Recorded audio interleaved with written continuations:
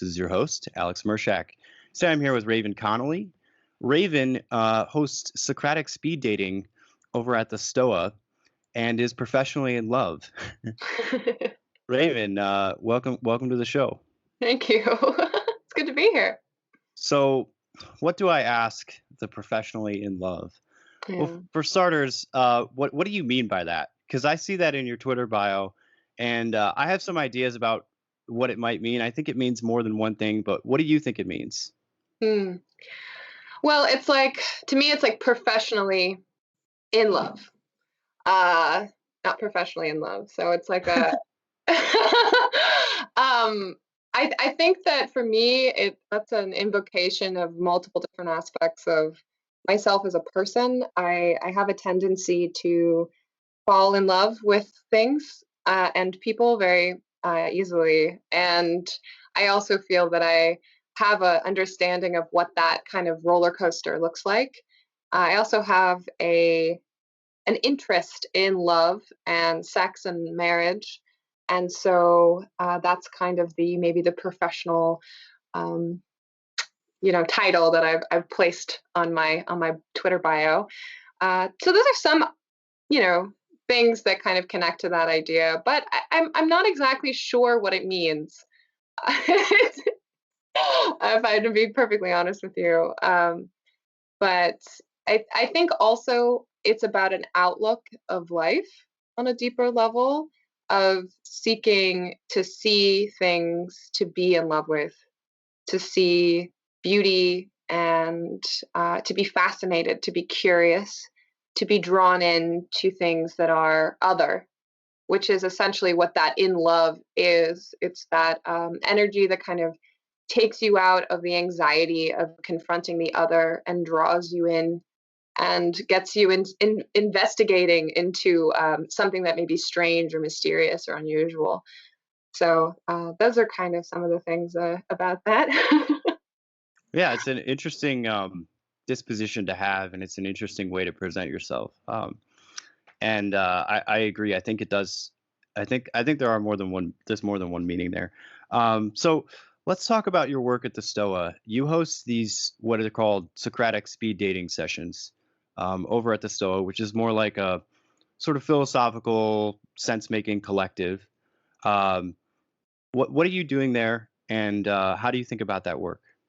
Sure. So I started doing Socratic speed dating after talking with Peter Lindbergh very early in the pandemic about how to bring communities together in different kinds of ways using this new medium. I guess would call Zoom the medium because Zoom gives us certain kinds of tools for bringing people together, constraints, and also provides different kinds of opportunities than other platforms.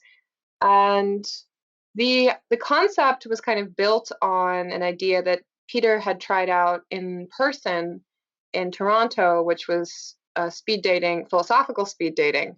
So dating is a little bit tongue in cheek because there wasn't any type of like explicit, romantic necessity in these arrangements. It was more of the process of getting people into dyads from different places, from different backgrounds, and following the speed dating structure where you have a short period of time where you're randomly matched with another person in a dyad, and there's a question or a prompt that's supposed to kind of initiate you into a quick conversation, and then you get brought back to the main room and do it again.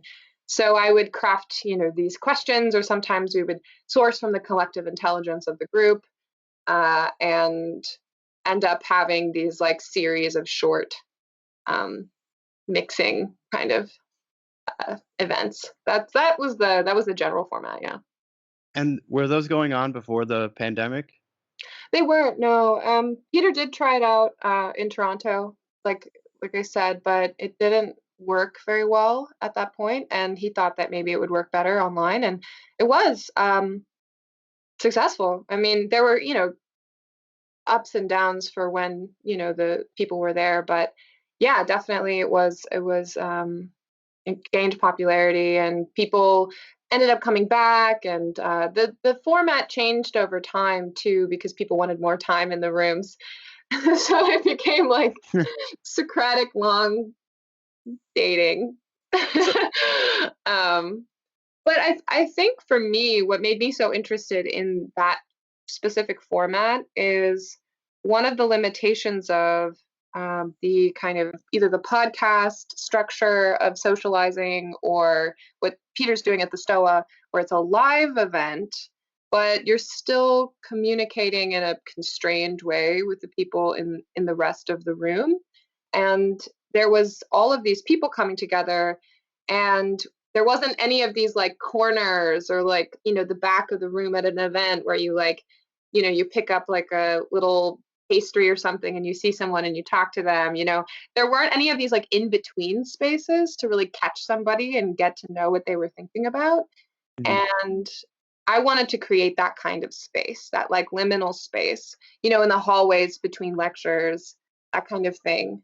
So that's part of why I was interested in hosting Socratic speed dating. And I also got the opportunity to meet a lot of people and talk to them. So Do it you was, think do you think the relationships of the members who attended were enhanced or carried on over after that?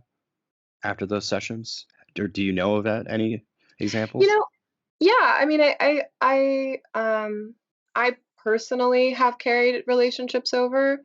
I think other people have as well, at least just from what I observe. And I think a lot of people they started to get more involved in the Stoa, and Socratic speed dating may have been the on road, like for them.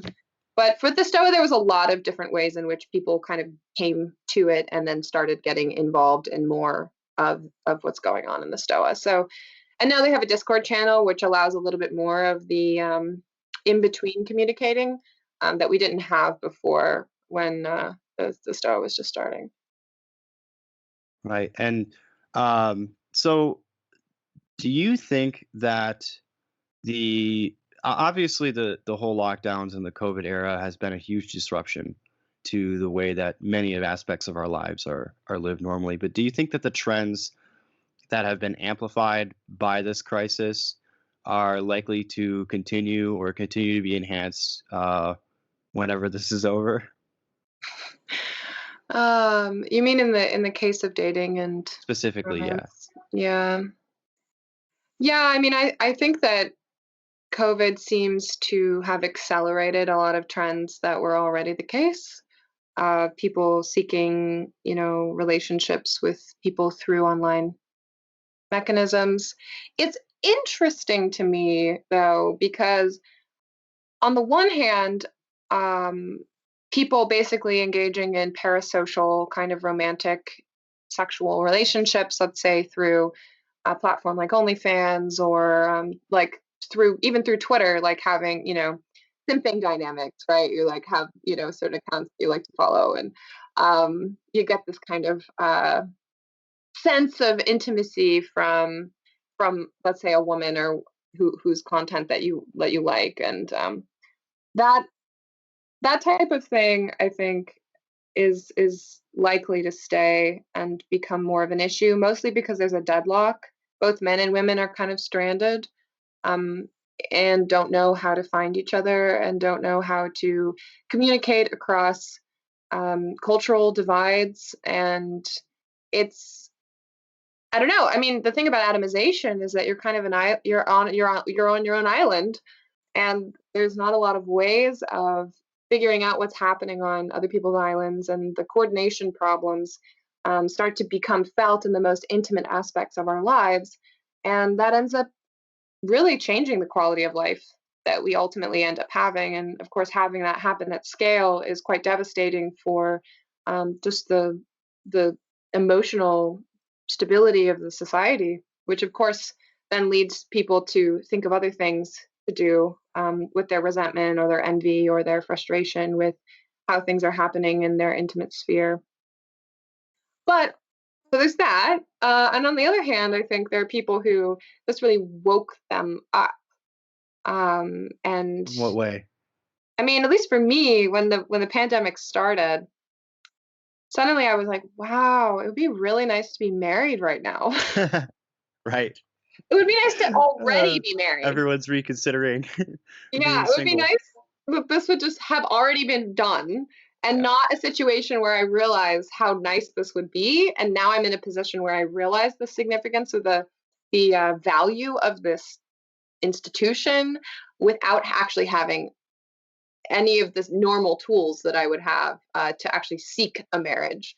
And I think, I don't know how ubiquitous that is, but I do think that to me, it was very obvious that when you have a crisis that happens and that reveals fragility in your life, that you would begin to see, oh, okay, traditional societies, right? They're like basically, a amalgamation of social technology that allows for people to weather through difficult things. I mean, that's kind of what keeps you going. That's what keeps civilization going. That's what keeps people going, is having social structures that aren't based on periods of times that are rare, like abundance and stability, but rather are rooted in getting through times that are difficult, where there is scarcity and there is challenge in the society. And obviously, we're facing those things, and it's at least very obvious to me that there's value in these social structures that, for the last few decades, in particular, at least from what I've witnessed, in my lifetime, but also just coming from like the post-war era in the United States, we've just been, attempting to unravel all of these historical, this traditional or um, yeah, structures of life and marriage. Yeah, I would say in particular, the institution of marriage has been derided as kind of just something of convention, like an artifact of history Yeah. that can be done away with and is largely just kind of oppressive and stifling. And I think, I've had a similar experience of, especially during the pandemic, realizing that there were a lot of lifestyles that people were choosing because things were kind of easy. And the pandemic, especially, and it ties into other areas, not just marriage, but also like the importance of family, the importance of being connected to a community more, that a lot of people were just taking for granted or had Yeah. assumed were cultural inheritances that could just be slawed off um, without any real consequence to themselves. And so I think you're absolutely right on that point that it did reveal a lot of fragility.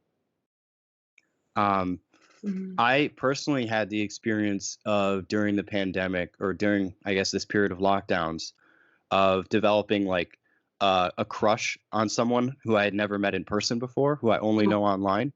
And that was strange to experience for the first time because I didn't really, you know, I was already like a pretty online person before all this started, but I didn't really have any kind of I don't know if you'd call if the appropriate word would be like parasocial relationships or anything like that. And it's not quite that. There is some no. mutual connection, but uh, I had not thought of myself as someone who would ever really be interested in that very much. I've always preferred in-person dating over online, and and yet in the middle of the pandemic, like when you're not going out and you're not meeting anybody, you've got like your friends on Twitter, and those end up being the people that you're talking to every day, and so it really you do really start to get a sense of a development of a sense of a that there is some kind of intimacy there. But I'm always questioning whether or not it can be real and to what extent the the virtual reality that we're living in more and more as we spend more of our time online uh, is comparable to real experience. Like, what's missing there that's not happening if I was, say, talking to this person in person? And what might I not know, or what might I think differently about them if we were forced or just by circumstance able to spend time together in person. So that's been an interesting question that I've been trying to tease out on my own. Yeah, yeah, yeah. I mean, I had a similar experience actually, and it was very, very interesting. I, like you, mostly, I mean, have met people in my life, and that's the way I've formed my intimate bonds primarily. And I noticed that there was an ability to connect without having other types of let's say information, a crude way of putting it, but Hmm. information that you're getting from a person. And my correspondence involved a lot of talking on the phone, and I felt like there was something very particularly interesting about forming an idea of somebody merely by the sound of their voice on a phone call, and actually how much that can resonate, how much that can actually tell you about someone. Even just subtle things like the timbre of their voice or the way that they say things, the kinds of words that they use, and silence, like even the presence of certain kinds of silence. And to me, I think that there's something very kind of eerie about it, because it's like a strange type of presence that's disembodied, Hmm. and yet it's also a presence. It is a presence. It's not some sort of you know false reality. It is a true type of um, yeah, kind of an ethereal connection. I also found that when I was reading text messages and I was texting with this person, their voice was very like almost loud in my mind or in my head. Like the kind of communication that was occurring was very implicit and very idiosyncratic, and it communicated a lot of emotion, even though it was just these very small types of gestures or words. And I don't really know what to make of it. Like from a phenomenological standpoint, I'm just kind of like still struck by how unusual it is, like and how different it is, but also how much emotion can be caught in that experience of meeting somebody purely in a virtual environment and only having access to kind of these particular ways or channels of communication with them. And then what you carry with you when you move away from your device and you think of that person, what do you have? What is it? You have sense of their voice, you have a sense of your bond to them. But what is that really? It's very ghostly. Like to me, it's like a very bizarre experience. It feels to me almost like thinking of someone who you love to has died, and you have their presence with you, but you know that they're no longer present. Hmm. Um, that's like the closest thing that I have in my own experience that really accounts for that type of situation. But both the sense of certainty about the bond, the sense of like the realness of the bond, but also the sense of like disembodiment and the absence of presence. So I get you. It's super weird. It's so weird. Yeah, I originally was doing these podcasts without any video, Hmm. and I wouldn't have the video on during the calls. And when I started, I was actually doing them inside of a dark closet. Oh So I my would sit there in the dark and just have headphones on and listening to my guests. And it was this, I had a, s- it was similar in the way that you described the disembodiment and just sort of having this voice in your head. And I God. would really try to focus in on exactly what they were saying. And all that would be going on in my head was that I was just sort of experiencing this projection of their consciousness. Yeah. Um, and that sounds very similar to what goes on when you're not really involved in like any part of the, I guess, physical reality of experiencing someone. Yeah. Uh, so when I asked you to come on, you messaged me and said, "Hey, maybe we should talk about this whole monogamy, non-monogamy situation," which is, of course, like a very popular topic on Twitter, or at least in our spheres of Twitter, where there's like lots of um, uh, sort of like intellectuals and pseudo intellectuals and um, We talk specifically about the rationalists and the post-rationalist communities, which are sort of into these kinds of questions.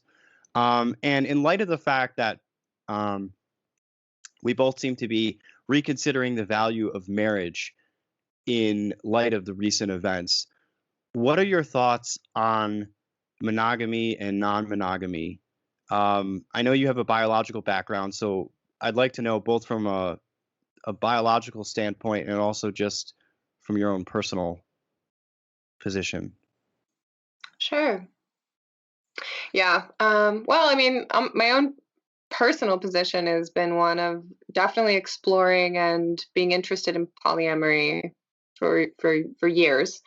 And a lot of that was bound in some sort of like dispositional characteristics that I had, not being particularly phased, I guess, by sexual jealousy.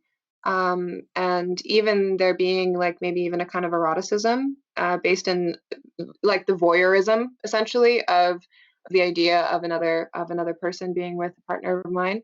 Hmm. And then also just my own, you know, being one who's professionally in love, just having a lot of having a lot of love to give, and not really actually for me not really even having containment structures for dealing with those feelings in a discerning way is what I would say.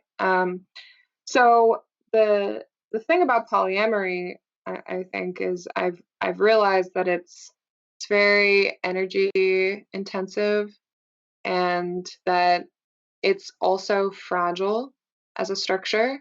And especially with COVID, I think that the realizing that you can't depend on the good times, and that these other structures actually have something to give to people, and also we're defined by the investments that we make. We're defined by the things that we decide to do at the cost of doing other types of things.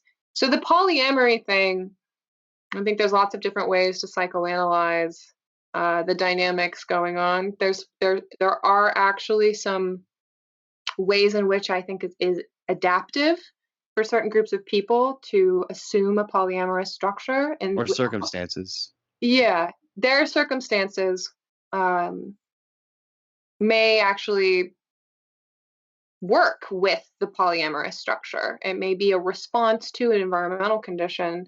And I think in that sense, I understand the adaptability of that structure.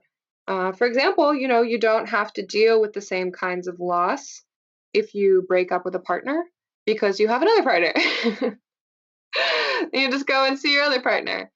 And you don't have to deal with the same kind of loneliness, uh, absence.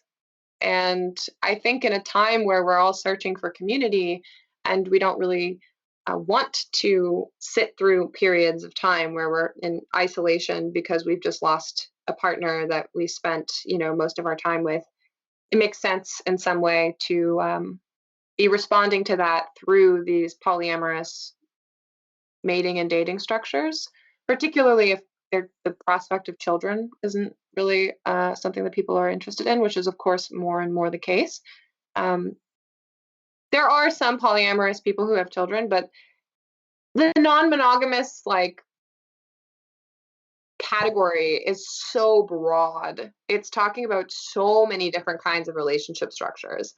And I think that what we're seeing now is because of the traditional understanding of marriage, like down in the traditional path of, going to college, let's say, finding a husband or a wife, getting married, and then starting your careers, married, settled, and going from that point, having children. We're just been in the process of rewriting that script. And so we're seeing lots of different experiments, and some of them are, I would consider to be better than others in terms of how they're working with creating stable structures or creating more human flourishing, let's say. I think that Hmm. been a process of things kind of careening to the lowest common denominator, which is a kind of veiled promiscuity. It's like, oh, I'm non-monogamous. Well, it's like, you're just promiscuous. Let's let's just like be honest. Right, and non-committal, and Yeah, you're not committal. You don't know what you're doing. You don't know what you want to do. You don't want to make a commitment to one person because then you can't make, you can't play around with somebody else. And the non-committal thing is much broader than in relationships, although you can see it very clearly in those dynamics, but it's also in where people live, or what people are doing with their time, or what people think a meaningful career might be, whether or not to go back to school. Like all of these things feel like no one knows what they're doing, really. No one Mhm. knows where they're going. And it's only through like this kind of process of cultural mimesis that we get a sense of where we should be going, not because there's some sort of authority anymore that's telling us what to do, what's a good life. It's more just like, my peer group is doing this, Right, we're a so bunch of I'll just do meerkats. what they're doing. Which I question. I'm like, what? I'm 25. Mhm. I look back on myself as like a 20-year-old, and my sense of conviction, and my sense of, I was doing the right thing, and I'm just like, it was just so ignorant. There's so much that I've learned just in the last 5 years that indicate to me how much my my view of reality was constrained by my own um, narcissism, I would say. My own sense of world being like very egocentric. And it's only through experience in the world and the humbling of your ego that you realize that other people who are older than you actually do know things that you don't know, and actually Right. understand the depth of the world in a much more nuanced way. And I mean, we have just tremendous youth culture, glorification of young people, a peer driven culture. And I think that we're seeing the implications of that. Uh, Lots of incredibly intelligent people who could be wildly capable, who could be contributing to creating a flourishing society, and instead they're just spinning their wheels because they have nowhere to direct um, the capacity that they have to create something greater. And I mean, I think that there's a huge opportunity cost there, but ultimately it is a kind of coordination problem, and we have to decide ourselves that we want to do something else, and that's a process of starting from the one, or the atomized self, and trying to build structures and relationships. I I just finished reading Christopher Lash's The Culture of Narcissism, Nice. and it's about exactly this problem of the atomization that it creates and the incentives that are not only just cultural but also economic, that lead to this kind of almost lifelong adolescence. And it's not just in our generation. I'm in the millennial generation. I think you're like right at the edge, Hmm. being a little bit younger. But uh, the even with the boomers, there's a sense that they never really grew up, that they're still sort of keeping their options open. I mean, I personally didn't come from anything like what you would call a traditional family structure. My parents were never married, and they were quite young when I was born. And so, like, to me, it seems like even the idea that, like, oh, we're rebelling against these stiff, um, you know, cultural arrangements, to me seems like an outdated concept. Like we're still living in like it's 1968 or something. Yeah. And like the sexual revolution, it just never ended. It just keep going on for like 50 years.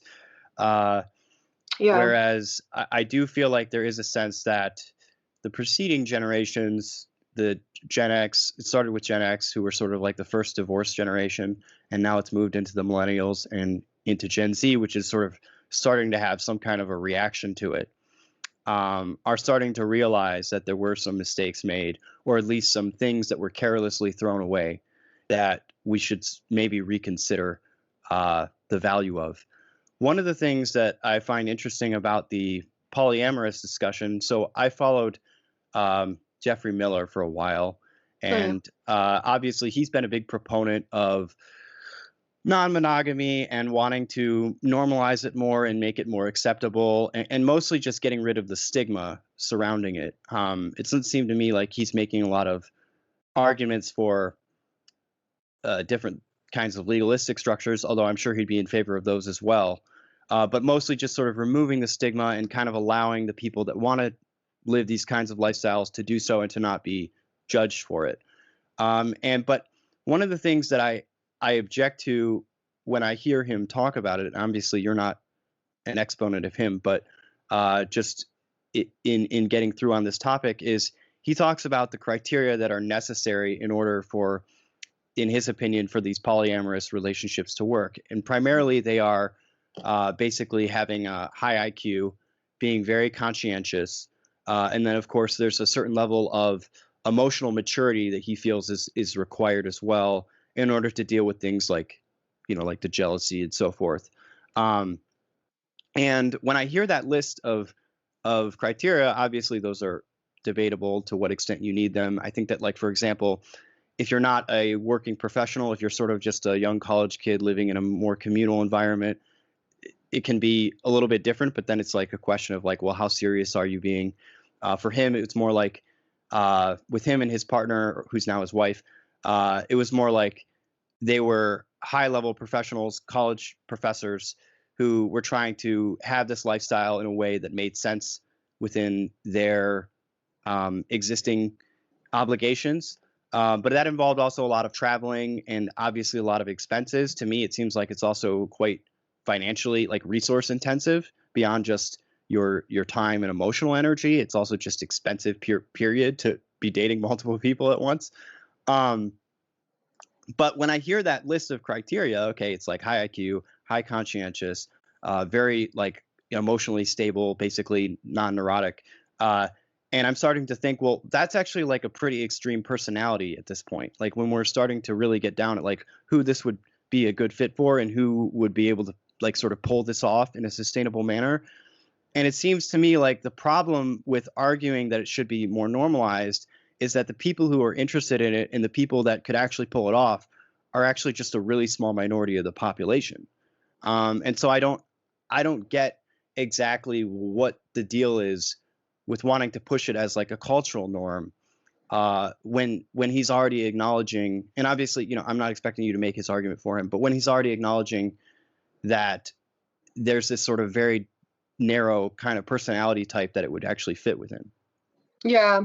Well, I think that the normalization um, move that people seem to be making all over the place, especially when it comes to sexual or gender issues, normalize this, normalize that, is really talked about as if there's no cost to normalization, as if it's just prejudice that people have, that it isn't already normalized.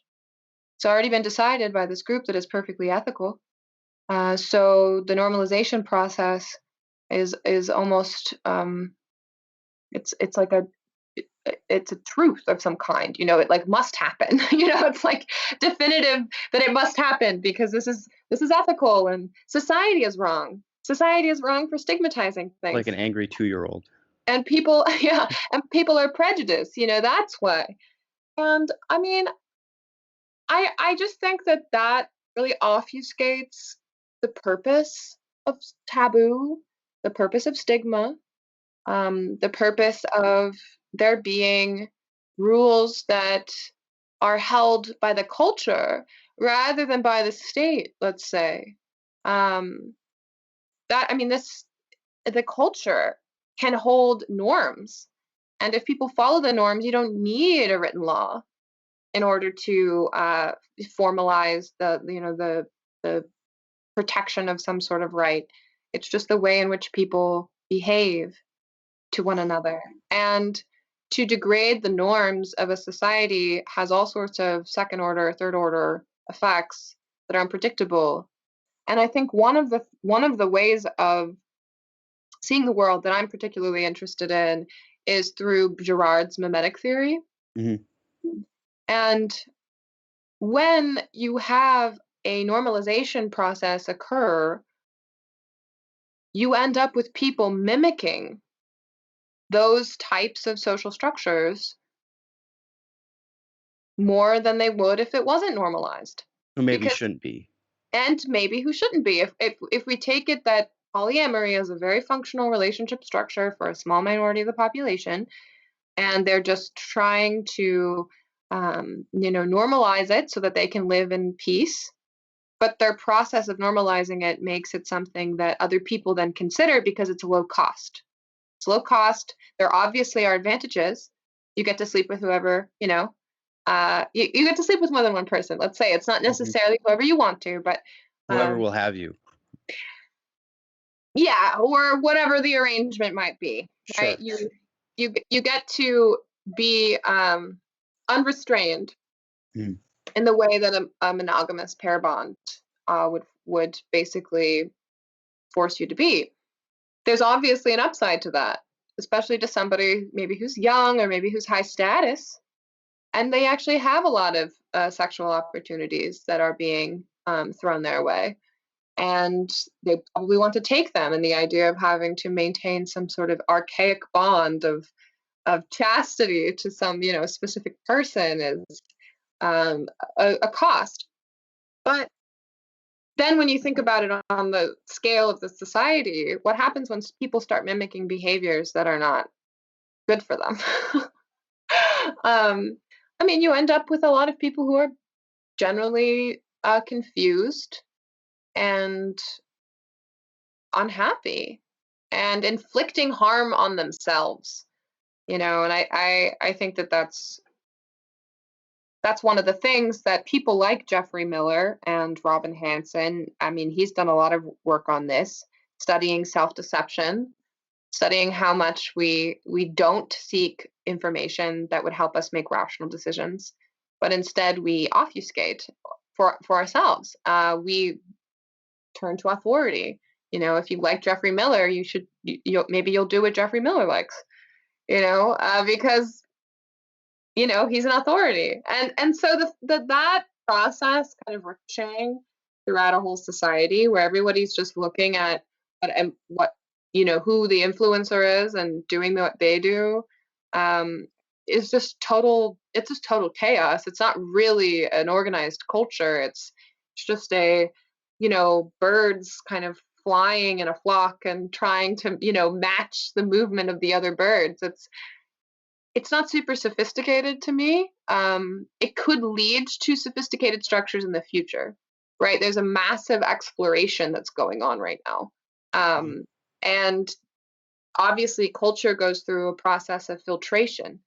So you end up with, subcultures, cults that practice certain types of things, and over time, the structures that have some sort of pragmatic truth to them, not like a philosophical truth or a scientific truth per se, but a pragmatic truth to them, tend to win out. Um, Monogamy was doing quite well for quite a long time, and I mean, there's a reason for that. And it's not like people were only seeing, only sleeping with their wives. It's the story of monogamy, I think, is largely misunderstood, and a lot of that has to do with literally with the diamond industry wanting to uh, get people to buy expensive engagement rings, and the advertising involved in making that happen and creating a market for diamonds. Mm. So it's like The divorce. To Beers, is that it? Yeah. the notions that we have about what monogamy is or what a marriage is, I think they're also very like short-lived Mm. cultural phenomenons. And looking into the history of marriage and why it arose in the first place, what kind of evolutionary roles it's playing in terms of organizing mating systems, I think that that's much more of the deeper conversation to be having about marriage and mating structure in society. And I don't really know. For me, the advice that I give to people is know yourself. Don't do something that doesn't work for you. And that's going to require you to really do some interrogation, into your own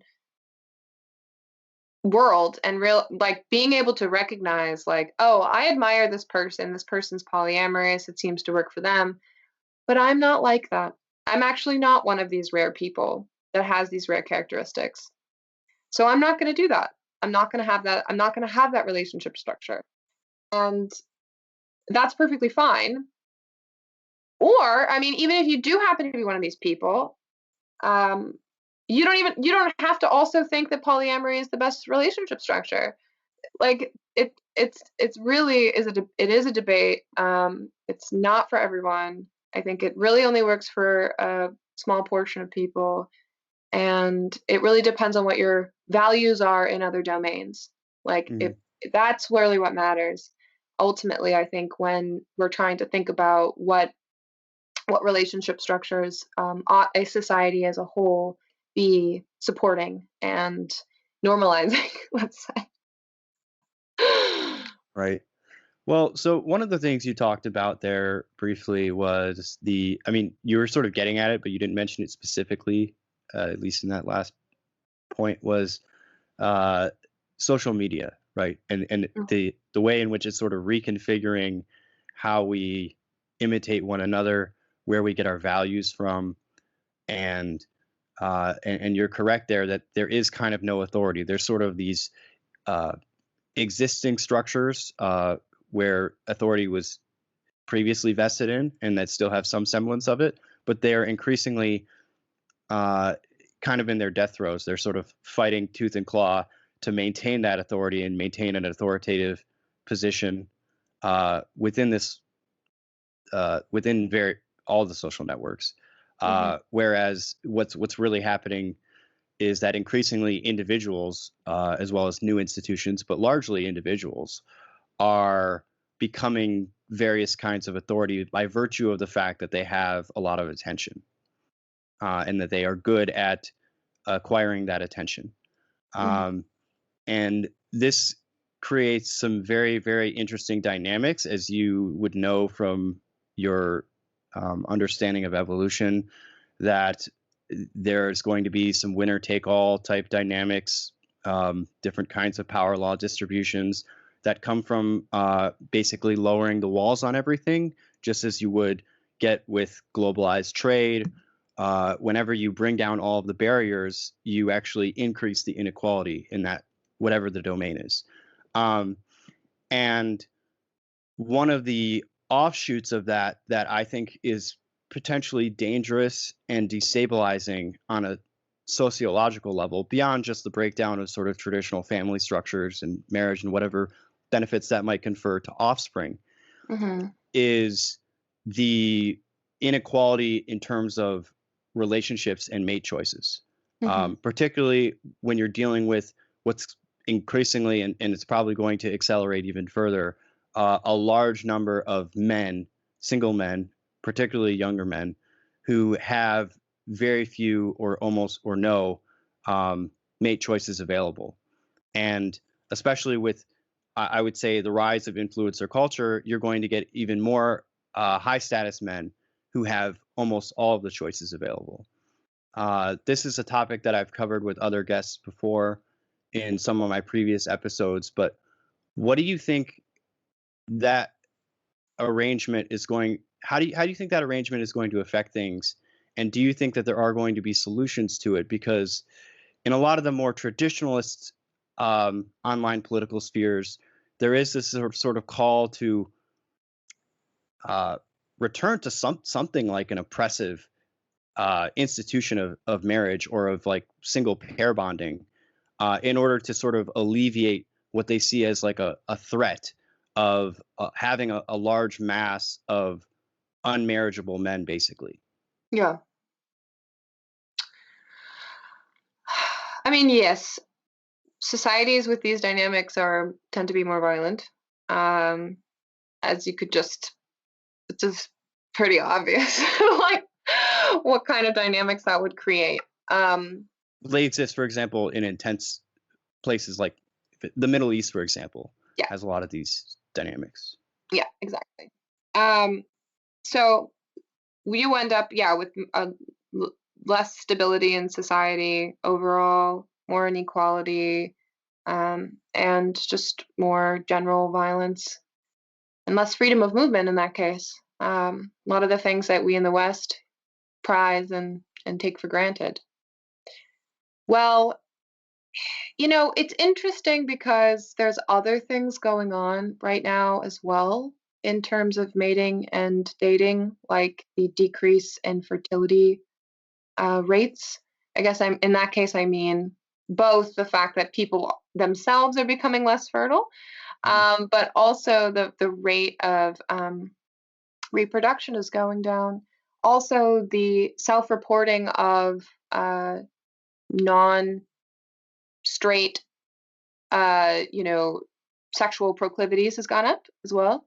So bisexuality or being gay, Mhm. which of course are also structures that don't they're not reproductive.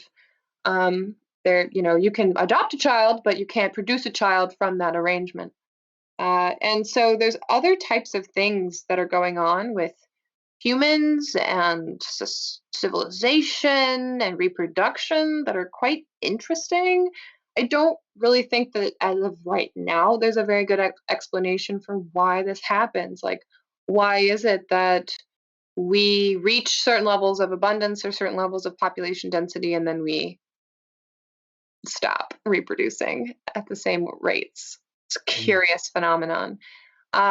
So I think that there's lots of things going on, and we can try and create a dotted line around a certain phenomena and attempt to understand it from those specific variables. But of course, these systems are open, and there are other influences that are coming in. One of the other influences, of course, is technology itself, the creation of sex bots, the creation of platforms like OnlyFans, AI girlfriends, the They're proliferation coming, of guys. Don't worry. don't worry, and the proliferation of these kind of transactional forms of sexual or intimate engagement, which can also come in to take the place what would normally be a population of people who are seeking mates and seeking to replicate their genes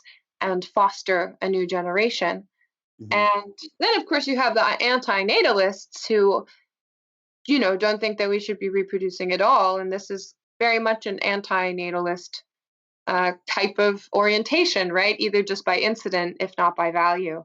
Um, so Yeah, the dynamics here in this particular moment of history are I think unusual just because we have technology interfering with our sexuality in such a deep way. Whereas other periods of time in history, if you were a man who was being frozen out of reproductive opportunity, you didn't really have you had the option of prostitutes, you had the option of raiding another place to find it, but you didn't have a sex spot as an option.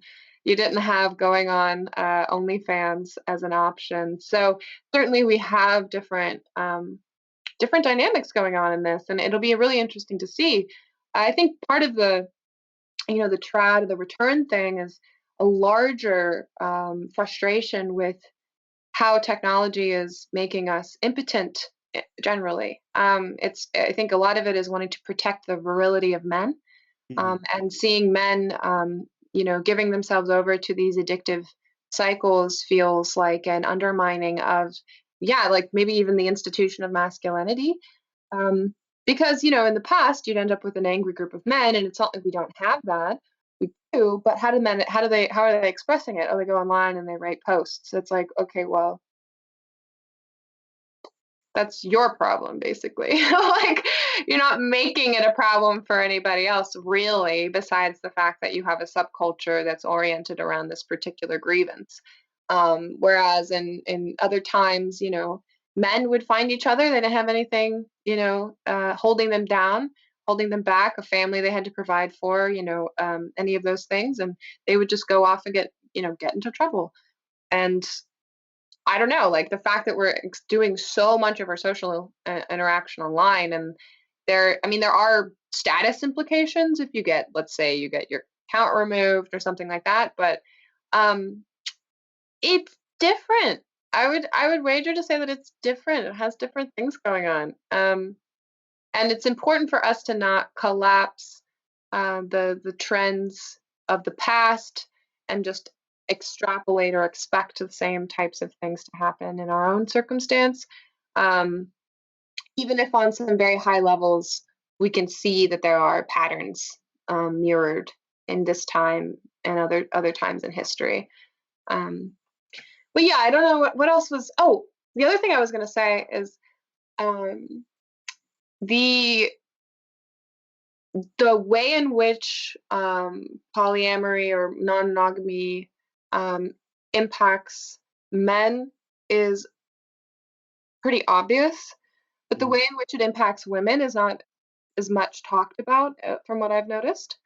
And the way that I think about marriage and monogamous marriage is it's a truce between different demographics, because men, well, with high status in society were able to collect wives as a representation of their wealth, so as property, and the way that that gave them the value of wealth was the fact that there was a scarcity, right? You know, you're the man who has all the wives, and the rest of the men don't. But even within the structure of being within a harem, like let's imagine you're, you know, sure. one of many women that your husband Mhm. um, is housing. You know, there's a lot of stuff that happens within that dynamic that is very disruptive to women. Mhm. And um, there's all sorts of rivalrous dynamics that go on between women who are in the same harem, who want the attention of the husband who's having to split all of his resources between these groups, and it ends up being rivalrous between the oldest wife, or the like the most the wife who's been around the The longest, first and one. the first wife, and the younger wives, because the younger wives come into a situation where they don't have a lot of power. Oftentimes they're quite young, and they're easily manipulated or controlled by the first wife, and she has every interest in controlling um, the rest of these of their the wives and their reproduction, how much they have sex with her husband, how many kids there are, the whole thing. And of course, right, like I How don't those know. kids are treated, which ones get, more Oh benefits. my God, yes, exactly, how they're treated and how much resources that you end up getting. And of course, I think most people in polyamorous relationships are not thinking about you know polygyny and like Right. being one of 10 wives, and there's one husband. But that's the kind of thing that, especially if we change the legal structure, could become much more ubiquitous. Certainly we have enough rich tech people who would have enough resources to be able to provide for many many wives, and uh, would maybe want to have many many children. And it's a certain way of organizing people. It's very good for if you have an ideology or a religion. It's great for increasing the population. I mean, I think that that's a lot of why Mormons, for example, or even the Israelites or the old patriarchs, like, why do you have many wives? Well, if you're trying to populate your particular religious beliefs, the womb is the bottleneck. You can only have as many children as you have wombs. And so the more wives you have, the more babies you can be making, and the more people who follow your ideology or religion. So if you're thinking about replication of a certain type of thought structure, um, those that mating system makes sense on that level. So yeah, it really is particular to whatever ambition any given person has. If you want to be the leader of a cult, polygamy might be good for you, right? you, If you you have you such gotta let ambitions. if you have such ambitions, it's probably not a bad structure for you. Mm, Um, and if you're living in a society where community is hard to come by, you're high IQ, You're like, nobody really wants to have kids. Everyone's living in communal houses, and there's a lot of care given to building social structures, and people want to hang out in cuddle puddles all the time. Then maybe polyamory would work really well for you. But I mean, in my situation personally, on some level, I'm like, why are we so fascinated with sex all the time? Like sex and relationships. Like, aren't there other things that we should be doing? Like, aren't we dealing with a climate crisis? Aren't we dealing with like a disease? Like, aren't we dealing with political collapse? Hmm. Aren't we dealing with like hyper capitalism and atomization? Like, what what about actually taking on the burden of keeping civilization happening? Um, that Well, takes a lot of time and energy. It's like, right. so I don't know. Well, I would just say, in particular, with regard to the reproduction question, and even how to best, what environment would be optimal for raising children. You know, the whole point of dealing with those problems, so that we have a civilization to preserve, is under the assumption that there will be more people later. Yeah. So it's important not to fall into, in my opinion, an anti-natalist trap there, and assume that, for example, climate change is such a dire problem that we have to stop, reproducing all of a sudden, because it's like, well, what are we saving the planet for? The people that won't be here. Um, Totally. Yeah. I think I agree. I'm not. I mean, I'm a natalist for sure. I'm like a. I'm I'm definitely a natalist. I'm not going to ask you how many kids you want to have unless you already know. So one of the things that you brought up there, um, was that obviously, like, in times past, there were more rudimentary ways of dealing with this problem of having lots of. I mean, I'm glad that you brought up the female perspective on that, because that's not something that's been talked about as much, for sure. Mhm. Um, but those rudimentary solutions, like, oh, we're gonna band together and like form a group of raiders or something and go steal people from a neighboring village or go take over some other land. Obviously, those options aren't available, because largely most of the known world is basically fenced in, right? You have enclosed space, and so increasingly even the concept of a frontier is kind of foreign to us. We think of frontiers as something that are sort of gone now, except maybe in a few corners of the Amazon, um, and desolate places on Earth where really there aren't any humans. And then outside of that, it's really just like space, right? Like, every young guy is a huge fan of Elon Musk. Why? Because he wants to colonize Mars, and that's the new frontier. And I think every young boy imagines themselves at one time or another as a kind of explorer, as somebody who would go out and find a new territory and establish something for themselves there. Uh, and I think that there is a sense with young men in particular that we are kind of living in a kind of fenced in world. And a lot of the frustration that comes from them and that gets sublimated in different ways comes from this sense uh, of impotence that you were talking about, of this inability to sort of change the circumstances that are around you. And I was also wondering is whether or not the substitutes that you talked about for real intimacy, such as OnlyFans or like sex dolls. I'm highly skeptical. I know that in places like Japan, where they're a little bit further along this road, Yeah. that it's become more socially acceptable and more well known as various kinds of solution. They also have a different kind of history with prostitution, for example, there than we do in the West.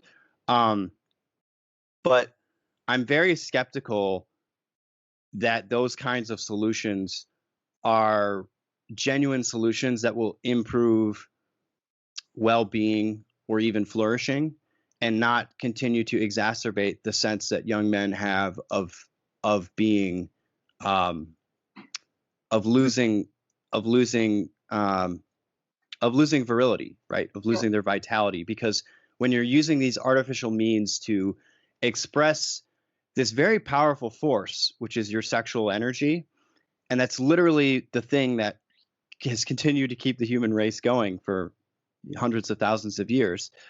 Uh, it does feel like when you're engaging with those kinds of, whether it be platforms or people or even just with yourself, some kind of dead end activity, Hmm. that you're really just Yeah. you're dissipating your energies, and you're Hmm. doing it because you don't really know what else to do with it. Um, and so I'm very skeptical of the idea that these substitutes will actually provide men with real meaning in their lives, with a real way to feel better about themselves, to feel connected. I don't think that there is such a substitute, that there is going to be a sufficient substitute, even with an AI sex bot or something, um, that will replace having a real, genuine human Yeah. connection and building something with somebody. Because I Yeah. think the relationship, the romantic component, and the having a life with someone that you're going to share with someone is also important as well, beyond just physical satisfaction. Sure. Yeah, I mean, that's true, but like it ultimately it's not about actually replacing the intimacy of a real relationships. It's about people who basically have nothing better, right? Mhm. It just has to be a little bit better than where you're already at to be a good consumer product, So um, we're which is so unfortunate. we're ranking them in the realm of the condemned, right? That's exactly it. Yes, yeah, and I mean I think that that's my read is that this is just these are the symptoms of a society in a certainly in some sort of collapse situation. It doesn't, regardless of whether or not, let's say, prostitution is immoral or like evil or dirty or whatever, the language of the social stigma, the fact that we're seeing so many women in a situation where prostitution makes sense for them, to me, that's a sign that something's gone wrong. Mhm. Um, Same thing goes with a bunch of men who are being frozen out of reproductive opportunity. It's also a sign that something has gone wrong.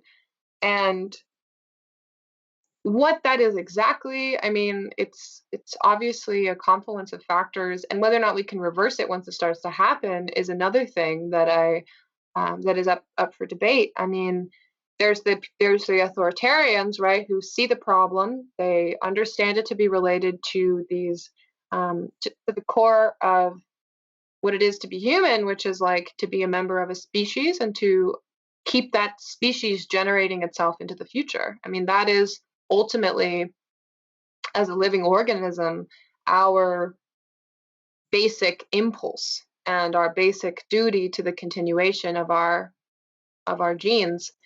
And the solution for the authoritarian is, well, we gotta top down organized society. We need a theocracy. We need to bring back these old structures.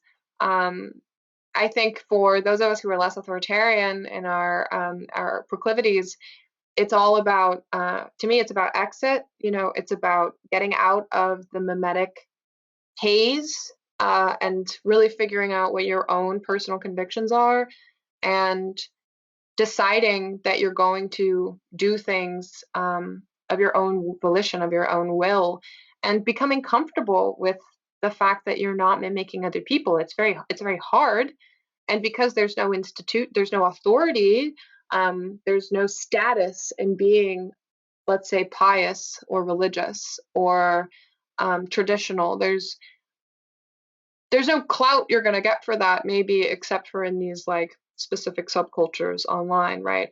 And so you have to take on a kind of social cost, and you have to learn how to stand as your own entity, surrounded by people who are not doing those things, and in some cases actually attacking you doing those things.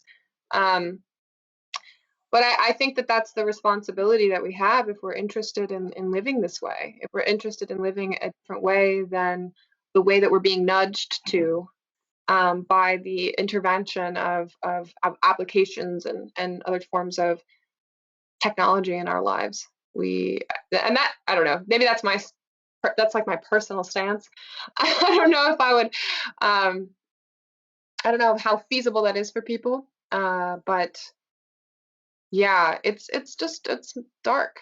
It's a dark situation, and I do think that there's something that I've seen in the manosphere, which has been Mhm. actually influential for me. Okay, Um, get into that. I wanna. I'm familiar with many aspects of the manosphere, so we can talk about it. yeah, I mean, the manosphere is great.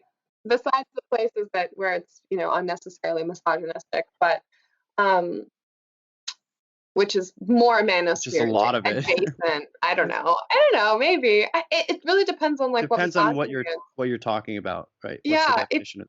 if you're just talking about the way that women are, which women don't like it when men talk about it, the way that women are, then I would not consider that to be misogynistic. Uh, in fact, that's more of like a red pill situation where you're like, oh, wow, women have this kind of psychological proclivity, and they really don't like it when it's pointed out. Mhm.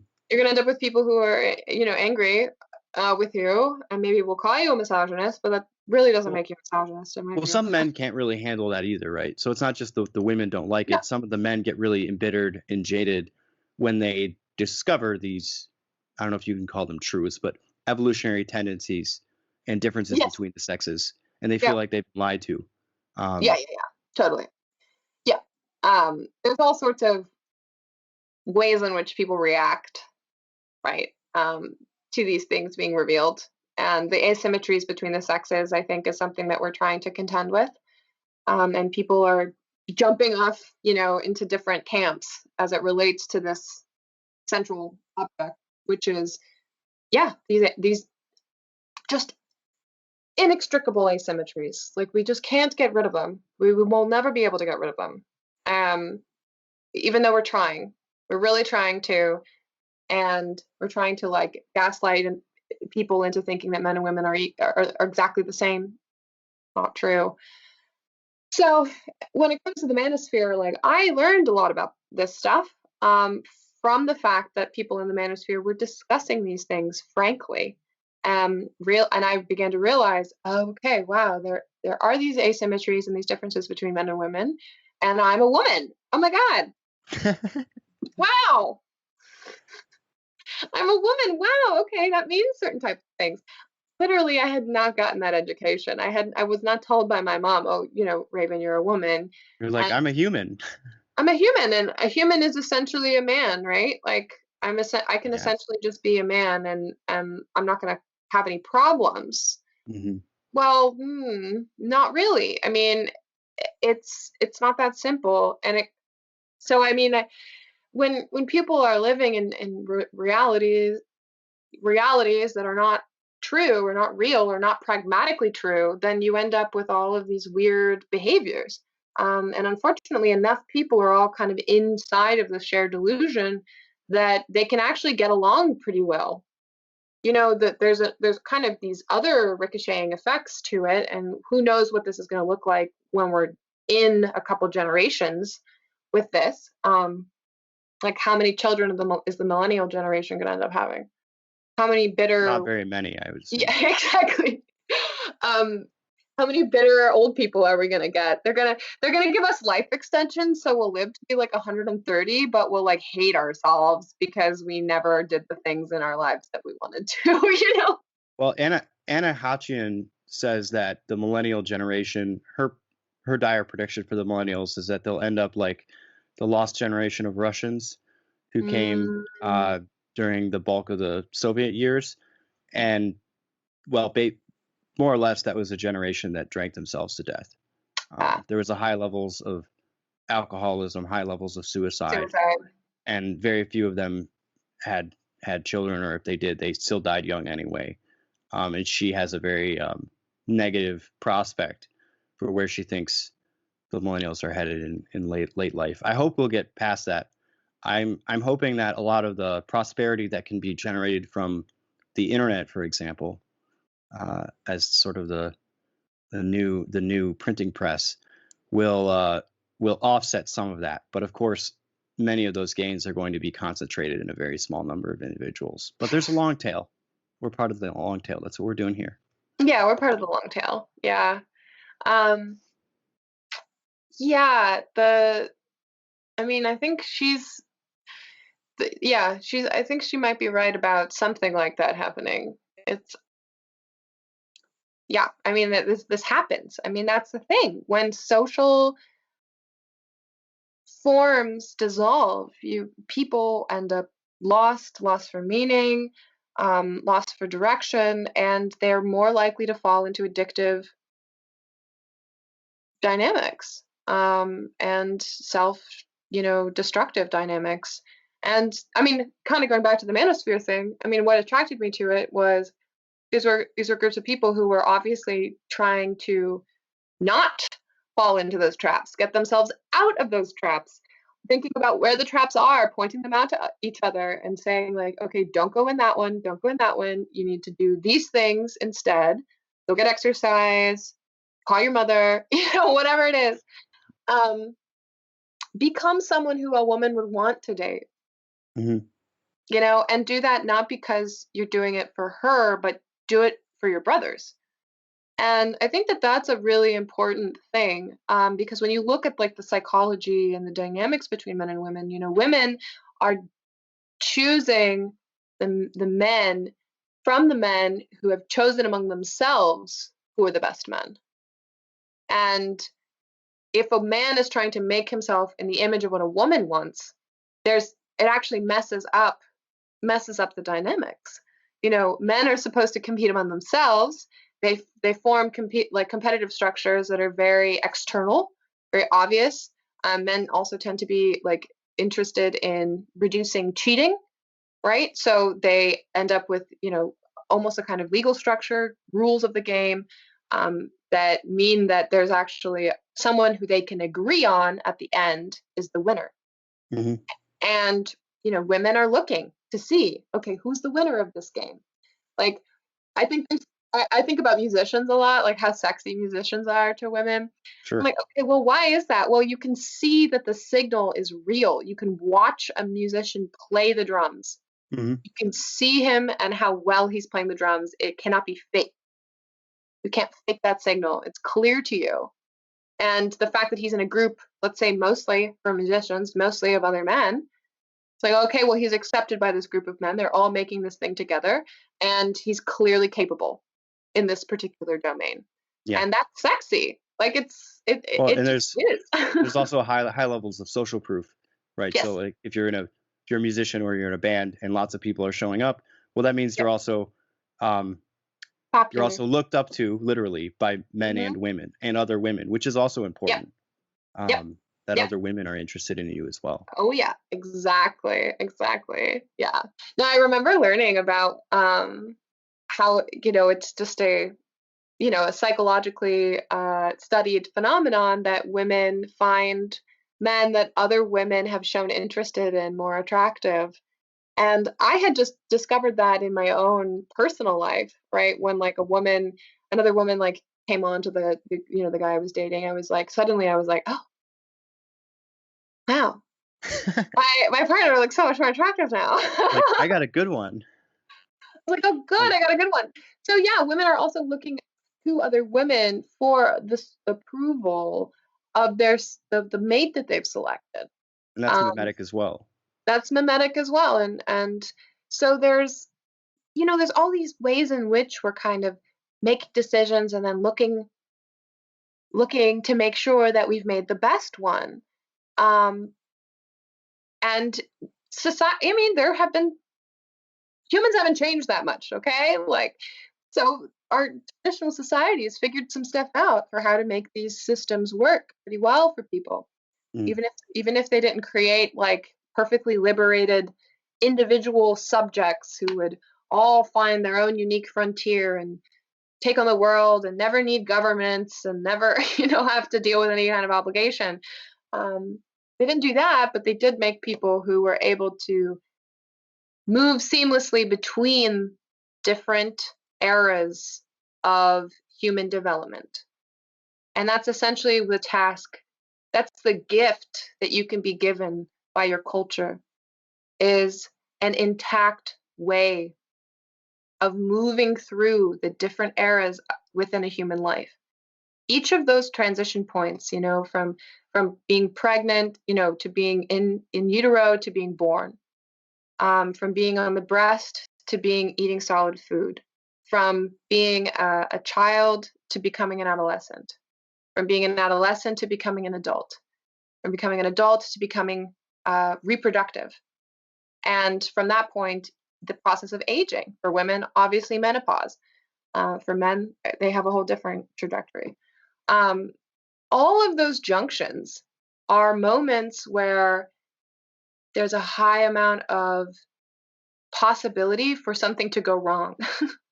Especially like, things that we can remember adolescence as like this period of time that's marked by chaos and uncertainty and a lot of weird behavior and like trying to find your place within a group.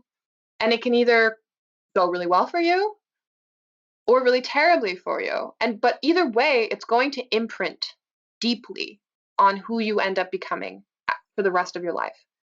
And if you grow up in a society that is intact, in a culture that is intact, there's often moments of ritual that mark these transitions, that allow for you to be initiated so that there's some container, there's some structure.